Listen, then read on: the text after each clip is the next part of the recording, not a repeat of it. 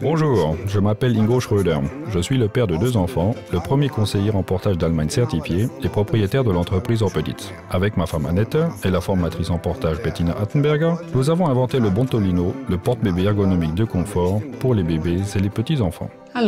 Bonjour, je m'appelle Annette Schröder, je suis mère. J'ai été formée au conseil en portage et suis la créatrice chez Orpeditz. Depuis la naissance de notre fils Jan en 1999, nous consacrons beaucoup de notre temps et de notre énergie aux questions de portage. En 2007, naquit notre fille Nina. Ce fut aussi l'année où le Bontolino fit son apparition sur le marché.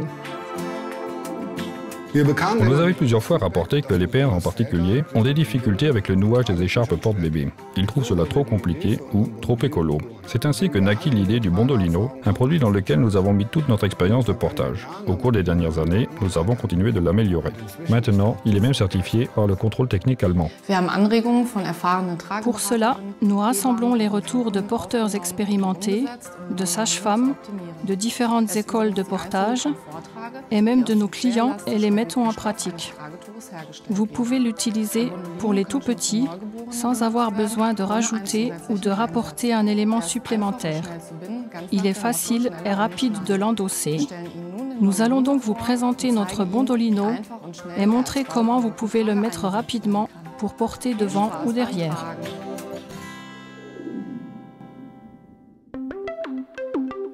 Voyez ici à quel point il est rapide et simple de mettre le Bontolino.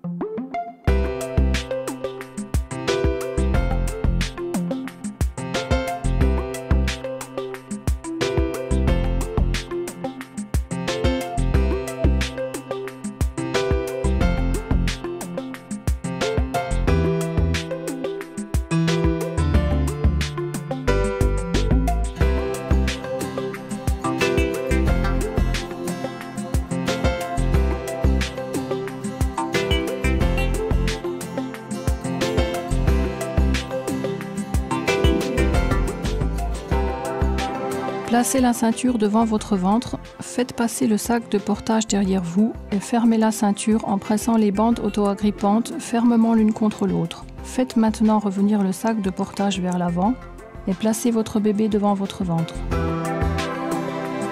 Placez l'enfant dans la position correcte de la petite grenouille et ce au niveau de la jointure de la ceinture et du sac de portage. D'une main, placez le pan dorsal du Bontolino sur le dos du bébé et faites passer les bretelles vers l'arrière. Pendant tout ce temps, maintenez toujours votre bébé d'une main. De l'autre main, saisissez les 2 bretelles et tendez celles-ci suffisamment vers le bas pour que de la première main, vous puissiez lâcher votre enfant en toute sécurité. Croisez les 2 bretelles dans votre dos et tendez-les à nouveau franchement. Ramenez les bretelles devant vous en passant sous les jambes de votre enfant et réalisez un double nœud avec.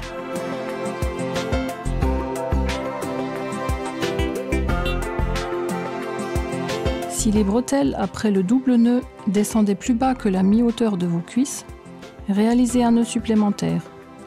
Vous éviterez ainsi les chutes ou bien de rester accroché.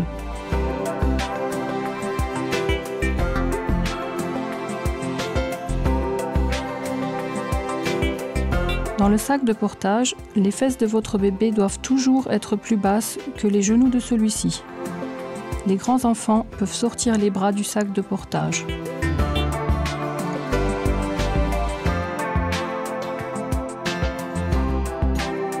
Et voilà comment l'en ressortir.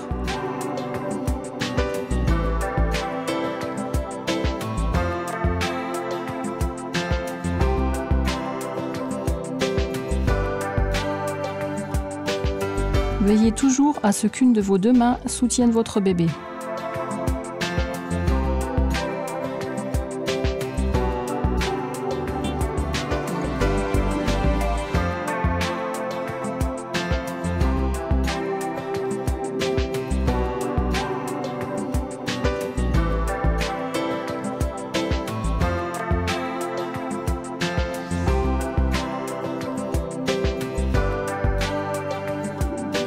Veuillez absolument tenir compte de ce qui suit si vous portez votre bébé dans le bondolino.